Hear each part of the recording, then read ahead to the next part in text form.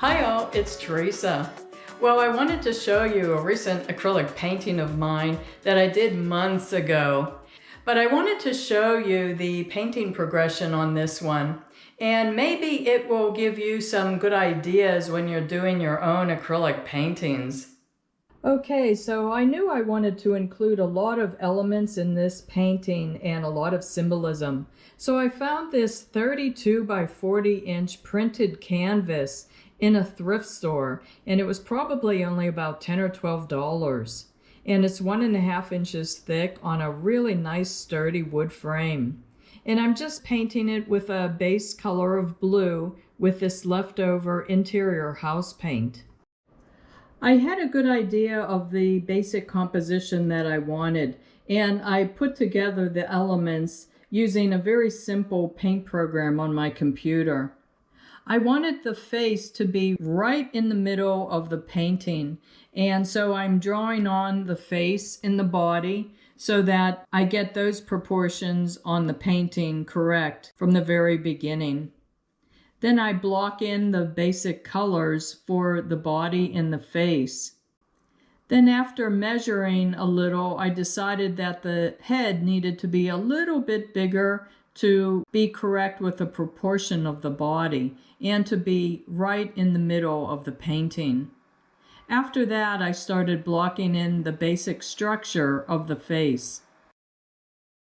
One thing I love to do when I'm painting is to jump around in the painting from different elements. I get bored painting something, so I go to the background or to other elements in the foreground.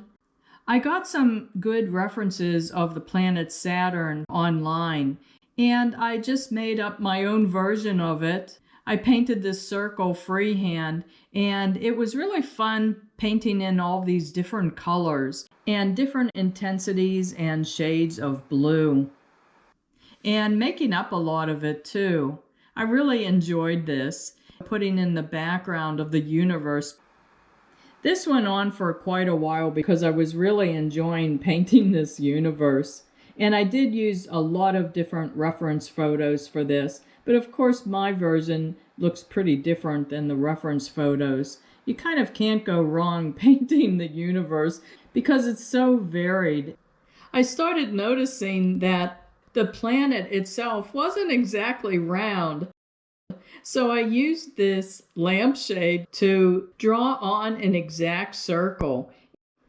Okay, so now I had to tackle these rings of Saturn, and originally I just freehand painted these on. And I ended up doing the same thing with these rings of Saturn. I used a French curve to get the proper curves so that it looked correct in perspective. After I did that, I got to paint something different in the universe. I did the star clusters, and I introduced a couple more colors, and I really had fun doing that too. Okay, so I procrastinated enough before tackling the face. And originally my reference of my face was looking exactly straight at the viewer. I decided I didn't like that, so I took a few more reference pictures of my face, and I was looking a little more to the left. So I had to make quite a few changes in the face so that it did look like I was looking off a little bit to the side. So with the face, this introduced a lot of little details, like the color of the eyes, that I introduced a lot of colors into because I wanted them to really be emphasized with a lot of detail. My painting style is super realism, so I really get into these portraits.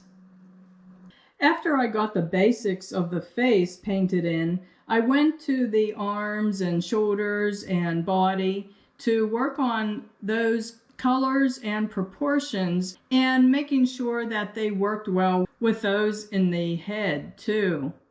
And that's what I do when I'm painting. I jump around to make sure all the elements are working well with all the other elements in the painting. So everything continues to look pretty balanced. After that, I was really eager to start on these two figures that were symbolic in a previous painting I had done years ago.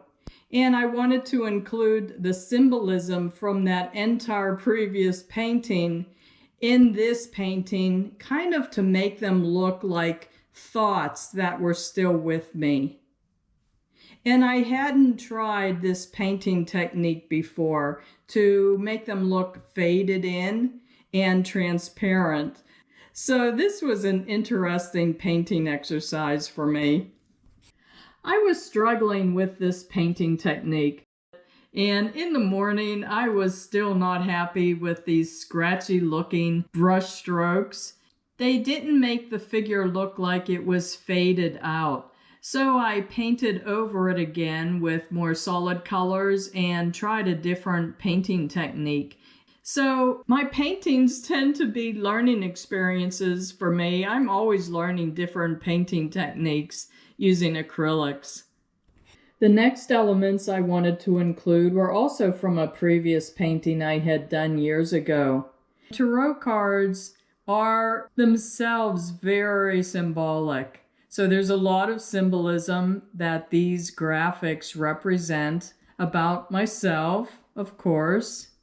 I wanted these tarot cards to look very dimensional, like they were jutting out towards the viewer. So I included shadows underneath them. So getting back to the basic symbolism of the influence of Saturn, Saturn tends to represent limitations, difficulties, and lessons to be learned, our own lessons to be learned from karmic relationships or repeating patterns in our lives. And some of these difficulties are the result of the influence from our own personal devils. So I posed for a devil figure, and I placed the devil in different locations in the painting, but ended up putting the devil in the lower corner. I didn't want the devil right beside my head on my shoulder. And he went through many iterations of painting styles and colors and how much detail I wanted to add. And I ended up giving him the same eye color as mine, green, because he's my own personal devil. We all have one. And also, I realized I didn't want him to be so highlighted and emphasized. He seemed to have too much importance in the painting. So I added some blue tones and toned down the body to try to make him look a little more transparent. And that served also to give that figure more dimension. The knee of his bent leg looked like it was coming more forward then, and the same with his hand pointing out. So one of the tarot cards that I had included in that previous painting is the Queen of Wands. And you can see that she's flanked on both sides of her throne by two lions. And I had shown one of the lions as getting up and leaving. Either that or this lion is trying to warn me and protect me against this devil. It can definitely symbolize both. So after I was satisfied with the look of the devil, I added in this curve to kind of simulate the curvature of the earth below these two figures. And also added in Venus and Mars, of course. That's some obvious symbolism here, I think. But I was still feeling critical about this look on my face. Every time I walked in the room, it just caught my attention, and I just wasn't completely happy with it. Because of the influence of Saturn, I wanted to have more pursed lips, which indicate disapproval, frustration, stress, tension, not completely happy. But boy, this gesture was so difficult. Every little brushstroke seemed to make kind of a big difference. And with that, I'm pretty much finished with this painting. I've been known to take paintings off of my wall and start working on them some more. So we'll see. And did I mention that this self-portrait is pretty life-size? It was really difficult getting this gesture to be exactly the way I wanted it to convey the feelings and emotions I was having because of this influence of Saturn.